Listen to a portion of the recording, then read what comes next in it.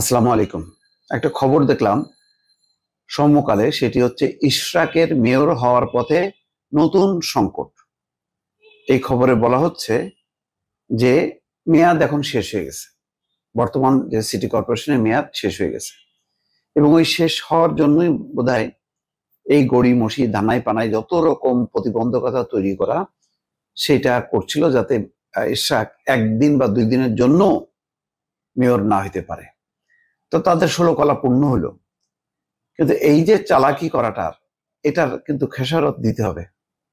কারণ রাজনীতিতে এই ঠোকাঠুকি করা, এই ধরনের, যার একদম আদালত, নির্বাচন কমিশন সব গেজেট করে দিল, এটাকে চ্যালেঞ্জ করে আবার আপিল বিভাগে নিয়ে যে আবার সেই মানে আইনি পথ ধরে নির্বাচন কমিশনে আসতে আসতে এটার মেয়াদ বেশি ছিল না, কিন্তু সেই কাজটা কিন্তু করা হলো। এখন এটা যদি শেষ পর্যন্ত না হয়, এত কিছুর পরেও সবগুলো আইন আইন ফেভার করলো তাকে, নির্বাচন কমিশন ফেভার করলো, কিন্তু এখন মেয়াদ শেষ হচ্ছে এ কথা বলে যদি বিষয়টা চাপা দেওয়া হয়, একটা গভীর ক্ষত থেকে যাবে, দগদগে ঘা। এটা কিন্তু শুকাবে না। এটা আসিফ মাহমুদ সজীব ভুইয়াদের বোঝার কথা না, কিন্তু সরকারের বোঝা উচিত ছিল। যাই হোক, খবরটা হলো এই, স্থানীয় সরকার আইনে আছে সিটি কর্পোরেশনের প্রথম সাধারণ সভার দিন থেকে পরবর্তী 5 বছর হবে মেয়রের কার্যকাল।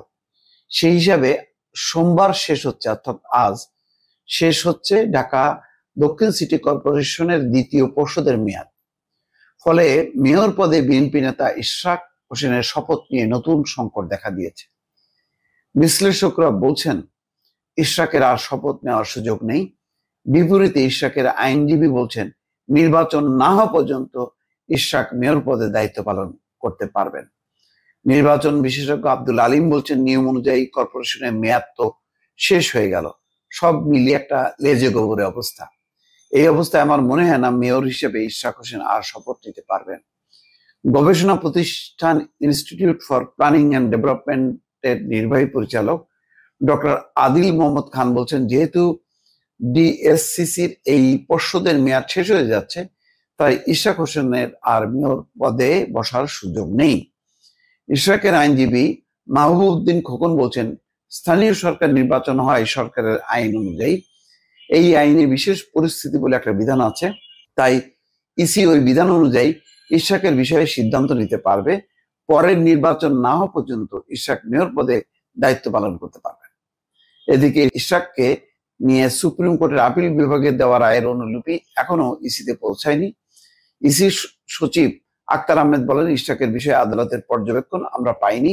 পর্যবেক্ষণ এবং নির্দেশনা যেভাবে আসবে আমরা সেভাবেই ব্যবস্থা নেব।